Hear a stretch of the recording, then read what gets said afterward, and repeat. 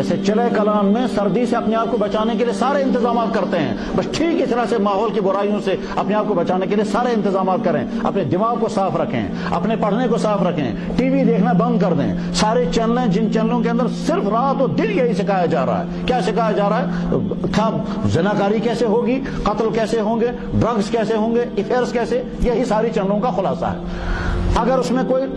مفید پروگرام بھی ہوگا اس میں ننگی عورت آئے گی، اس میں بھی پہلے سیکس سے اثرات ضرور لائے جائیں گے۔ تو ساری دنیا اسی میں ڈوبی ہوئی ہے، اور یہ قیامت کی علامتوں میں سے اللہ کے نبی نے ارشاد فرمائی تھی۔ اسی لیے قرآن کریم میں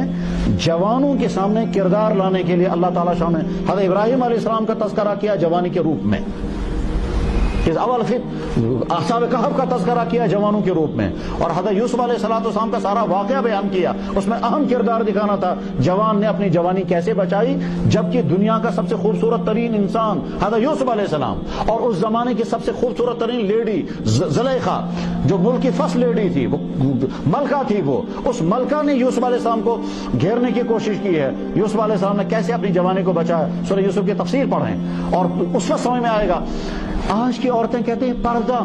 یہ ہمارے لیے مصیبت ہے، اللہ اکبر، مغلوں کی بیگمات سے زیادہ ماڈرن عورت کون سی ہوگی آج؟ لیکن مغلوں کی عورت نے بھی کبھی بے پردگی نہیں کی، حتیٰ کہ جہانگیر بادشاہ دربار میں بیٹھتا تھا، اس کی بیوی نور جہاں کوئی دیندار عورت نہیں تھی مگر بے پردہ کبھی نہیں ہوئی، وہ بھی پردے کے پیچھے بیٹھتی تھی دربار میں، اور سامنے پردہ لٹکا ہوا ہوتا تھا، اور جہانگیر کے پیچھے بیٹھی رہتی تھی نور جہاں عورت جو سارے ملک کا نظام چلا رہی تھی، اور حکومت اس کے اپنے کنٹرول میں تھی مگر بے پردہ وہ بھی نہیں ہوتی تھی۔ آج لوگوں کے ذہنوں میں ڈال دیا تھا جو پردہ کر رہی ہے وہ بیکورڈ ہے، اور جو ننگی ہو گئی وہ فارورڈ ہے۔ اب جو فارورڈ ننگی ہے ان کو امریکہ میں جا کر کے تم بھی بیکورڈ ہو، تم فارورڈ تب بنو گے جب عورت عورت کے ساتھ نکاح کرے گی، جب لیسبین بنیں گے تب آپ فارورڈ بنیں گی۔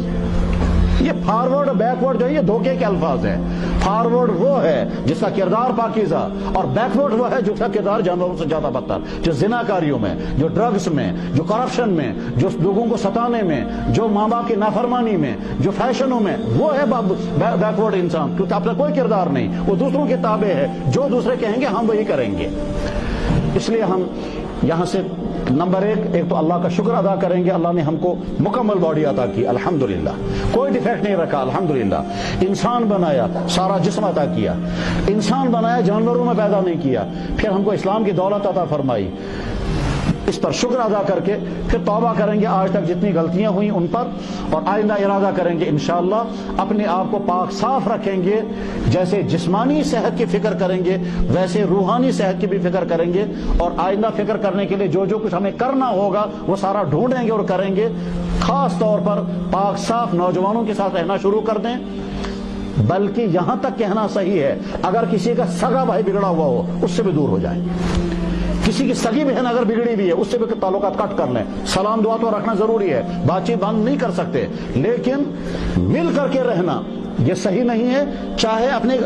بلکہ یہ بھی کہہ سکتے ہیں کہ اگر خدا نخواستہ کسی کے ماں باپ بگڑے ہوئے ہوں، اس اولاد کو کہا جائے گا اپنے والدین کے حقوق ادا کرو مگر ان کے ساتھ اٹھنا بیٹھنا مت رکھو کیونکہ وہ بگڑے ہوئے ہیں۔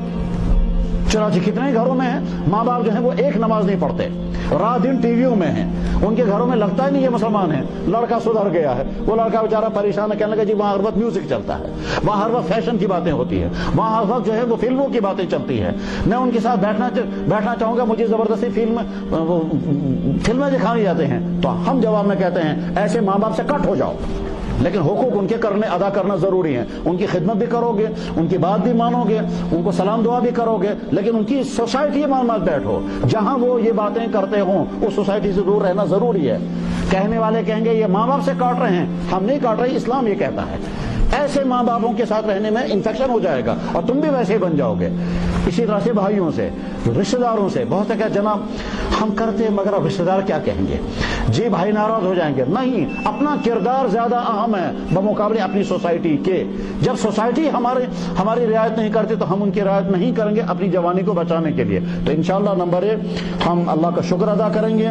پھر توبہ کریں گے اور آئندہ ارادے کریں گے کہ اپنے آپ کو بچائیں گے ان تمام روحانی بیماریوں سے جن ہماری بیماریوں میں پھنس کر کے ہماری زندگی تباہ ہو جائے گی۔ اللہ جل شانہ ان باتوں کو بولنے والے کے لیے اور سننے والے سب لڑکوں اور لڑکیوں کے لیے مفید سے مفید تر بنائے۔ وآخر دعوانا ان الحمدللہ رب العالمین برحمتک یا ارحم الراحمین، آمین۔